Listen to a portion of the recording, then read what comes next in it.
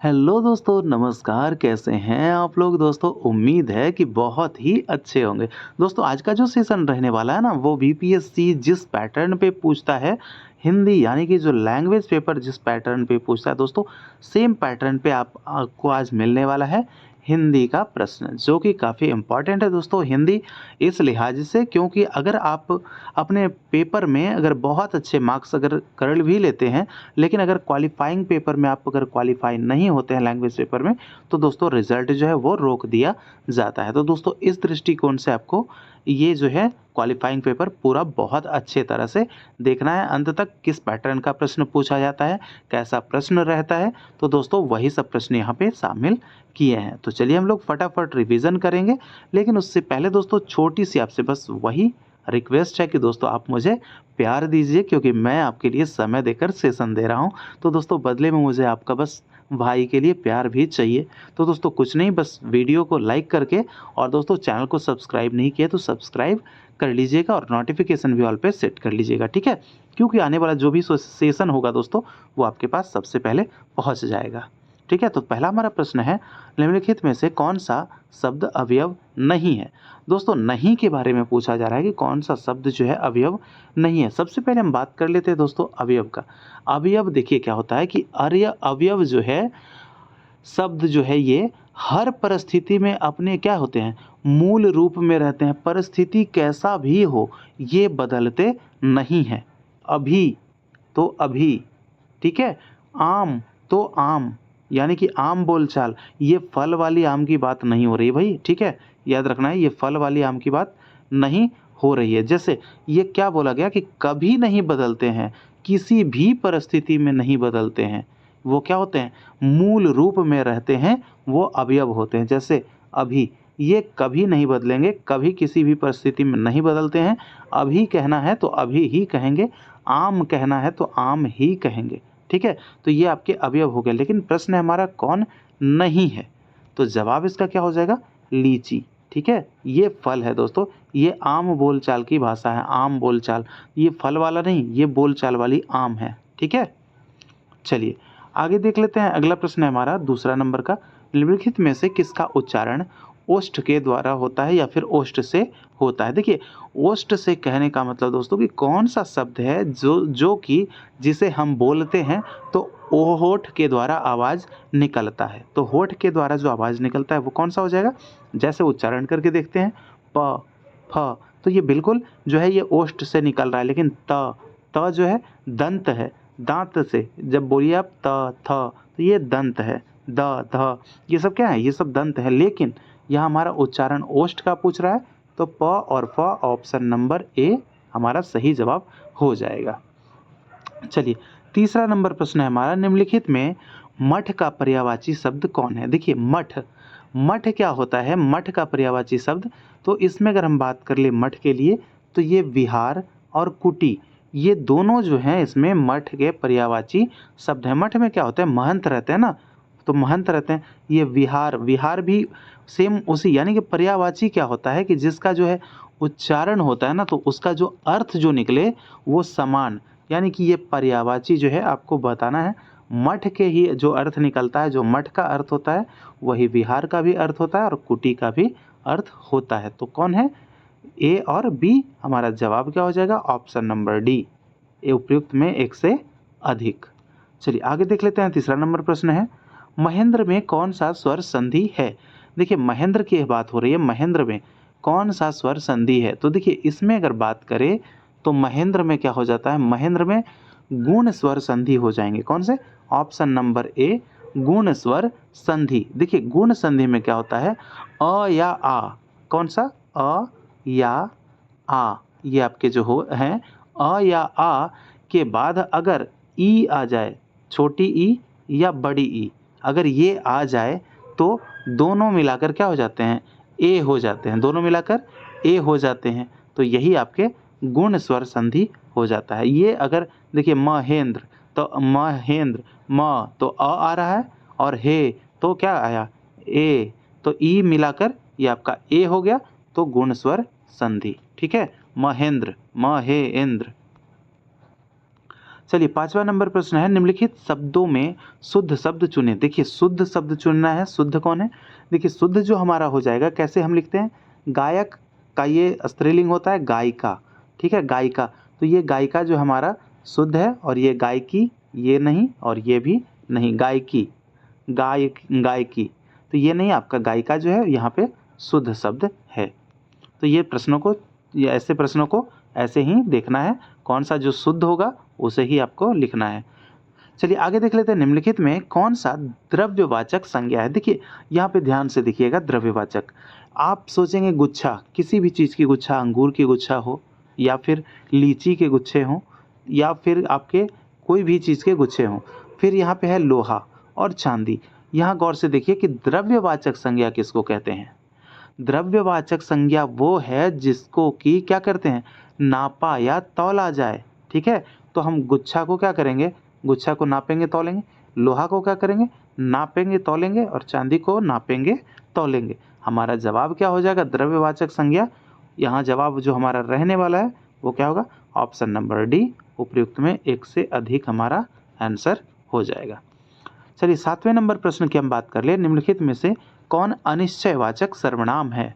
तो अनिश्चयवाचक की सर्वनाम की अगर हम बात कर ले दोस्तों, तो यहाँ पे आपका हो जाएगा कोई।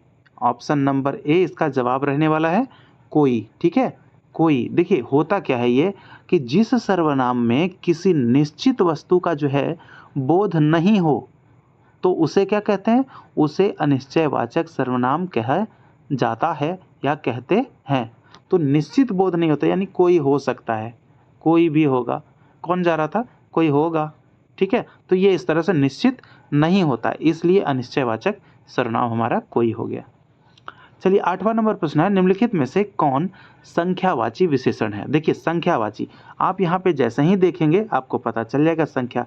तो संख्या क्या, चार क्या है, चार संख्या है, 4 घोड़े, 5 हाथी, ठीक है। तो ये सब क्या है, संख्यावाची विशेषण है। ऑप्शन नंबर ए हमारा सही जवाब हो जाएगा, क्या, संख्यावाची विशेषण 4 घोड़े जो हैं वो हो जाएंगे, ठीक है। इसमें जिन शब्दों से संज्ञा या सर्वनाम की संख्या लक्षित हो उसे क्या कहते हैं, संख्यावाची विशेषण कहते हैं। यानी जिसमें से कि संख्या के बारे में पता चले। 4 घोड़ा, 5 हाथी, 10 बैल, ये सब क्या हो गए। चलिए आगे देख लेते हैं 9वां नंबर प्रश्न, निम्नलिखित में कौन तत्सम है। देखिए तत्सम के बारे में मैंने आपको क्या समझाया था, कि तत्सम जो है ये संस्कृत से लिया गया है, और इसका उपयोग क्या होता है कि हिंदी में ज्यों का त्यों हो जाता है। यानी संस्कृत के जो शब्द होते हैं जिसको डायरेक्ट हम हिंदी में प्रयोग कर लेते हैं, उसको क्या कहते हैं, तत्सम कहते हैं। जैसे कि आपका उष्ट, ठीक है, उष्ट्र, ये आपके क्या हो गए, ये तत्सम हो गए।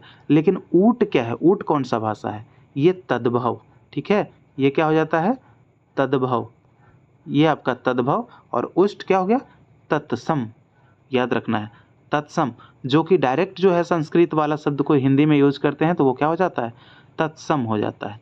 अब देखिए तद्भव, निम्नलिखित वद में वद तद्भव शब्द कौन है। देखिए यहाँ पे आप ध्यान दीजिएगा, ये अग्नि संस्कृत भाषा है, ये क्या है, अग्रि, ये भी आपके संस्कृत जैसे लग रहे हैं।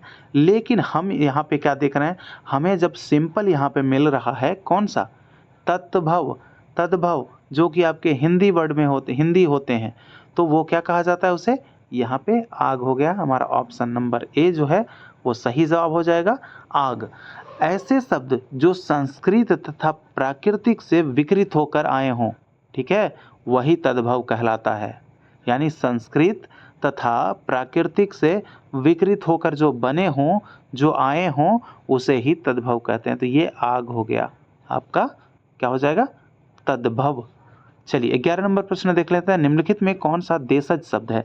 देखिए मैंने तत्सम तद्भव भी पढ़ाया था और बताया था, और आपको आज देशज शब्द भी आ गया है, देशज और विदेशज। देखिए देशज हम बात कर ले तो देशज आपका कौन से शब्द होते हैं, जैसे कि आप देखिए देश में, जो कि हम जो शब्द हमारे देश में ही बना है, हमारे देश के ही द्वारा बोला जाता है, कहीं बाहर से वो शब्द नहीं आया है, वो हमारा क्या हो जाता है, देशज। जैसे झाड़ू, झाड़ू, जूता, ठीक है, ये सब क्या है, ये सब आपके देशज शब्द हैं। लेकिन यहाँ पे अगर देखिए ख्याल, ख्याल क्या है? एग्जाम्पल, ये आपका फारसी शब्द है। ख्याल कैसा है? फारसी शब्द है। तो ये ख्याल जो है आपके कहाँ से आए? फारस से, ठीक है। फारसी है, ये फारस से आए हैं। तो ये आपका क्या हुआ? देशज तो नहीं होगा ना, विदेशज हो जाएगा। ये दुकान आपका, ये भी विदेशज है। लेकिन हमारा जो ऑप्शन नंबर सी जूता, ये आपका सही जवाब हो जाएगा, ये आपका देशज है, ठीक है। चलिए आगे देख लीजिएगा। 12 नंबर प्रश्न है कि निम्नलिखित में कौन अरबी भाषा के शब्द हैं? देखिए अरबी की हम बात कर ले दोस्तों, तो अरबी का जो भाषा हो जाएगा ना, अरबी, इसमें जो है आपको देखने को मिले, तो इसका जो आंसर रहने वाला है उपयुक्त में एक से अधिक, ठीक है। उपयुक्त में एक से अधिक जो है वो अरबी भाषा के शब्द है। भारत में अरबों के आगमन के बाद जो है जो भाषा आए वो क्या है? वही अरबी है। जैसे कि आप वहाँ जानते हैं कि भारत जब गुलाम था तो अरब के लोग भी यहाँ पे क्या हुए थे? आए थे। तो गुलाम की मतलब वहाँ पे राज करने आए थे, लूटने आए थे। तो जैसे ही वो आए तो उनके साथ भी उनकी भाषा और उनकी संस्कृति भी आ गई। तो जो चीज़ों को अपनाया, जैसे भाषा को जो अपनाया, तो उस भाषा को विदेशज की श्रेणी में रखा, और जो हमारे देश का था उसे देशज की ही श्रेणी में रखा।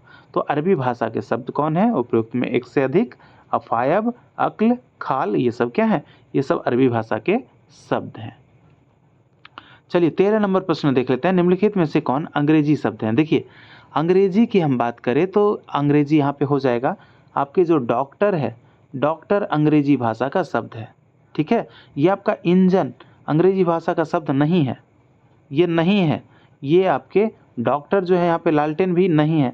यहाँ पे जो आपका सही जवाब हो जाएगा डॉक्टर, डॉक्टर जो है आपके अंग्रेजी भाषा के शब्द हैं। चलिए आगे देख लेते हैं। 14 नंबर प्रश्न है, उठान में कौन सा प्रत्यय लगता है? उठान वो बनारस वाला मत समझ जाइएगा दोस्तों, अगर आप म्यूजिक के स्टूडेंट होंगे तो बनारस समझ जाएंगे। तो ये उठान जो है इसमें देखना है कि कौन सा प्रत्यय लगता है। देखिए प्रत्यय क्या होता है? प्रत्यय उठान में जो है प्रत्यय का जो आन हो जाएगा, ठीक है, आन यानी ऊ ठा आ न। आप अगर ऐसे बोलेंगे उठान, तो लास्ट में क्या आ रहा है? आन जो आ रहा है, यानी कि जो शब्द के जो अंत में जो होता है वही जो आता है वही क्या होता है? प्रत्यय। तो प्रत्यय यहाँ पे क्या है? आन हो जाएगा, ठीक है, आन। चलिए आगे देख लेते हैं। 15 नंबर प्रश्न है, अभिभावक में कौन सा उपसर्ग का प्रयोग किया जाता है? देखिए वहाँ पे हमने क्या देखा? वहाँ पे क्या देखा दोस्तों? उपसर्ग। लेकिन यहाँ और वहाँ पे क्या देखा हम लोगों ने? प्रत्यय। और यहाँ पे क्या देखना है? उपसर्ग। तो प्रत्यय में क्या? पीछे वाला था, पीछे वाला, और उपसर्ग में क्या? पहले वाला। तो अभिभावक में कौन सा उपसर्ग है? तो अभिभावक में अभी जो है वो उपसर्ग है। इसका जवाब हो जाएगा अभी, ठीक है। तो समझ पाए होंगे, उम्मीद है कि समझ लिए होंगे कि प्रत्यय क्या होता है और उपसर्ग क्या होता है, ठीक है। तो प्रत्यय जो पीछे वाला और उपसर्ग जो कहाँ वाला? आगे वाला। तो याद हो गया होगा। चलिए इसी तरह से शब्द दोस्तों बदल जाएंगे भले ही, लेकिन पैटर्न जो है बिल्कुल यही रहेगा। ये सब बिल्कुल पूछे ही जाएंगे, आप लोग इसको नोट कर लीजिएगा। आगे देख लेते हैं 16 नंबर, निम्नलिखित में से मिश्र वाक्य कौन है? देखिए वाक्य मिश्र बताना है। तुम जाओ सिंपल है, सरल है। आप खेलो, ये क्या है? सरल है। लेकिन यहाँ क्या पूछ रहा है कि कौन, वह कौन सा मनुष्य है? ये क्या है? ये कैसा वाक्य है? मिश्र वाक्य है। वह कौन सा मनुष्य है, तो ये कैसा है? हो गया आपका मिश्र वाक्य। ऑप्शन नंबर सी हमारा सही जवाब हो जाएगा। अगला प्रश्न है 17 नंबर का, आनंद का पर्यायवाची शब्द। देखिए पर्यायवाची और विपरीतार्थक ये सब क्या होते हैं? अंतर होते हैं इसमें। तो आनंद की हम बात कर ले तो इसमें क्या होता है? पर्यायवाची, जैसा कि मैंने बताया कि अर्थ जो है वो क्या होना चाहिए? अर्थ समान होना चाहिए। तो जैसे आनंद, तो आनंद को क्या? मोद, ठीक है, मोद, मोद कहेंगे ना। आनंद को क्या कहेंगे? मोद कहेंगे, क्योंकि दोनों का अर्थ जो है समान होता है। आनंद मतलब आप समझ ही रहे होंगे, और मोद मतलब भी सिर्फ वही होता है, ठीक है। तो ये चीज़ आपके हो गए आनंद का पर्यायवाची मोद। अगर मोद रहता तो उसके हो जाते आनंद। चलिए आगे देख लेते हैं। जिसके पार देखा जा सके उसे क्या कहते हैं? यानी कि जो कोई भी चीज़ है, अगर हम इधर से अपनी आँखों से देख रहे हैं तो इसके पार अगर हमें ये दिखाई दे रहा है, इसके पार जो देखा जा सके उसको क्या कहते हैं? तो इसका जवाब क्या रहने वाला है? क्या कहते हैं? उसको कहते हैं दोस्तों पारदर्शक, पारदर्शक यानी कि हमारे यहाँ से इस तरफ पार करके हमको ये चीज़ें दिखाई दे रही है, इसलिए ये चीज़ जो है, ये वाला जो है, ये पारदर्शक कहलाएगा। ठीक है, चलिए आगे देख लेते हैं। 19 नंबर प्रश्न है, बंधन का विपरीतार्थक शब्द कौन है? देखिए, ये आपका पर्यायवाची नहीं है, ये आपके विपरीतार्थक है, यानी कि इसको क्या कह सकते हैं, ठीक इसका जो है उल्टा। तो विपरीतार्थक शब्द मतलब क्या होता है? उल्टा शब्द। ठीक है, तो बताना है कि बंधन का जो उल्टा शब्द है वो कौन सा हो जाएगा। देखिए, बंधन यानी कि बंधे हुए हैं, तो यहाँ पे क्या होता है? मुक्त, यानी मुक्ति, यानी मुक्त है। ठीक है, यहाँ और क्या होता है? मोच, मुक्ति और मोच, ये क्या है? विपरीतार्थक शब्द हैं किसके? बंधन के। ठीक है, चलिए 20 नंबर प्रश्न देख लेते हैं। अन्न जल उठाना मुहावरे का अर्थ क्या है? देखिए, अन्न जल उठाना, जैसे कि लोग कहते हैं ना, कोई वृद्ध व्यक्ति रहते हैं, अगर वो उनका जो अंत समय जब आ जाता है तो कहते हैं अन्न जल उठा दिए हैं, अन्न जल उठा दिए हैं, इसका मतलब क्या है? मरना।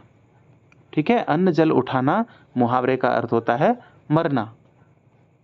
चलिए आगे देख लेते हैं। अगला प्रश्न है हमारा, वर्ष में एक बार आने वाला। देखिए, जो भी वर्ष में जो एक बार आएंगे तो वो क्या होंगे? वर्ष में एक बार आएगा तो वो क्या होगा? वो होगा आपका वार्षिक। जो वर्ष में एक बार आए वो वार्षिक। सही जवाब ऑप्शन नंबर बी।